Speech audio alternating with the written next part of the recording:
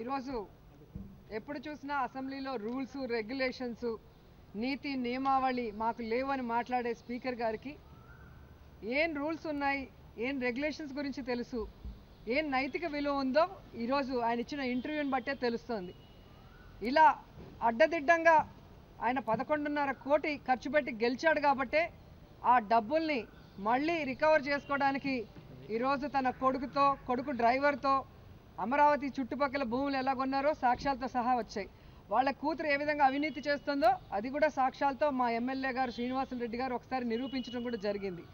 And ఈరోజు assembly పరిస్థితి మీరు చూస్తే ప్రజా సమస్యల మీద డిస్కషన్ చేయించి ఒక న్యాయమూర్తిలాగా వాళ్ళకి న్యాయం చేయాల్సిన ఒక స్పీకర్ గారు ఈరోజు అడ్డగోలుగా ప్రజా సమస్యల్ని పక్కదారి పట్టించే విధంగా ఈరోజు తెలుగుదేశం పార్టీ ఎమ్మెల్యేని జగన్ గారి మీద ఉసిగొల్పి మాట్లాడించిన తీరు చూస్తేనే ఈయనకి ప్రజల మీద శాసనసభ వ్యవస్థ మీద ఎంత గౌరవం ఉందో, ఈయన ఏ విధంగా ఎన్నికయ్యాడు, అందుకే ఆయన అలా బిహేవ్ చేస్తున్నాడు అనేది ఇప్పుడు మాకు అర్థమవుతుంది.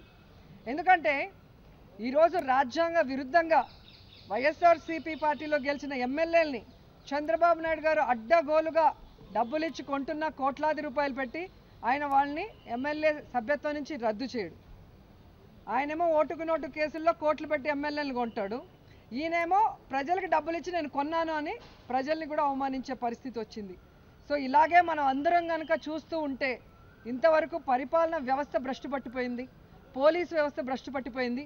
ఇప్పుడు ఇది కనుక ఆపకపోతే భవిష్యత్తులో శాసనసభ వ్యవస్థ కూడా భ్రష్టు పట్టిపోయే పరిస్థితి ఉంది. కాబట్టి ఈరోజు ప్రతి ఒక్కరు కూడా ప్రెస్ వాళ్ళు కానివ్వండి, పొలిటీషియన్స్ కానివ్వండి, ఎవరైనా కూడా భవిష్యత్తులో ఇలాంటివి పునరావృతం కాకుండా ప్రజాస్వామ్యబద్ధంగా పరిపాలించాలంటే ఇలా అన్యాయంగా డబ్బులు ఖర్చు పెట్టి ఆ డబ్బులు సంపాదించడానికి మళ్ళీ అన్యాయంగా పనులు చేయకుండా ఉండే విధంగా మరి ఇలా కోడెల శివప్రసాద్ తన ఇంటర్వ్యూలో తానే ఒప్పుకున్న దాన్ని సాక్ష్యాలతో దొరికిన తర్వాత కూడా మనం సస్పెండ్ చేయకపోతే భవిష్యత్తులో ఇదొక రాంగ్ సిగ్నల్గా పోతుంది. కాబట్టి మేము బన్వర్లాల్ గారిని కలవటం జరిగింది.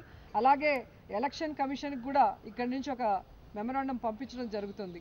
సో మీరు ఖర్చు పెట్టలేదా అని చెప్పేసి మమ్మల్ని అడగటం కాదు, మీరు ఎంక్వైరీ చేయండి. దీనికి ఎలక్షన్ కమిషన్ ఉంది. ఎవరైనా డౌట్ ఉంటే, ఎవిడెన్స్ ఉంటే మా మీద కూడా మీరు వాళ్ళకి కంప్లైంట్ చేయండి, ఎంక్వైరీ చేయండి. అలా ఏదైనా మీకు తప్పులు తెలిస్తే సస్పెండ్ చేసినా మేమేం కూడా అభ్యంతరం చెప్పం. కానీ తప్పు చేసిన వాడిని కాపాడటం కోసం అందరి మీద ఆ బురద చల్లాలనుకుంటే అది కరెక్ట్ కాదు. సో నైతిక విలువల గురించి మాట్లాడే అర్హత ఒక అడ్డదారిన ఎమ్మెల్యేగా గెలిచిన వాళ్ళు గౌరవప్రదమైన ఆ స్పీకర్ పోస్ట్లో ఉండటానికి కూడా అనర్హులు. గొప్ప వాళ్ళు అక్కడ కూర్చొని ఈ రాష్ట్ర అభివృద్ధికి కానీ ప్రజా సమస్యల్ని పరిష్కరించడంలో కానీ ఏ విధంగా ఒక న్యాయమూర్తిలా వ్యవహరించే ఆ స్థలంలో ఆయన కూర్చునే అర్హత పూర్తిగా కోల్పోయారు.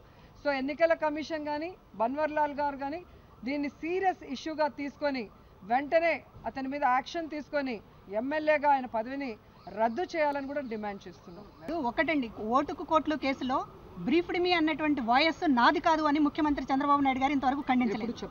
వాయిస్ తనదైనప్పటికీ కూడా ఎట్లయితే ఆ కేసు నుంచి అడ్డదారులు తప్పించుకోవాలని చెప్పి చూస్తున్నారో ఇదే కేసులో కూడా స్పీకర్ కోడెల గారు ఒక వీడియో సాక్ష్యంగా మాటల పూర్వకంగా అన్నీ కూడా పట్టుబడి కూడా ఎన్నికల నిబంధనలో నేను ఇచ్చినటువంటి అఫిడవిట్ తప్పు అనేటటువంటి విధంగా ఆయన స్వయంగా అంగీకరించినటువంటి ఇంటర్వ్యూ కూడా మీ అందరి ముందు ఉన్న తర్వాత ప్రజల ముందు కూడా వచ్చిన తర్వాత ఎట్లయితే చంద్రబాబు గారు బ్రీఫ్డ్ మీ కేసు నుంచి తప్పించుకున్నట్లుగానే స్పీకర్గా ఉన్నటువంటి కోడెల గారు కూడా ఇట్లా తప్పించుకునేటటువంటి ప్రయత్నం చేస్తే ఇది రాజ్యాంగంలో ప్రజాస్వామ్యంలో మంచి పద్ధతి కాదు.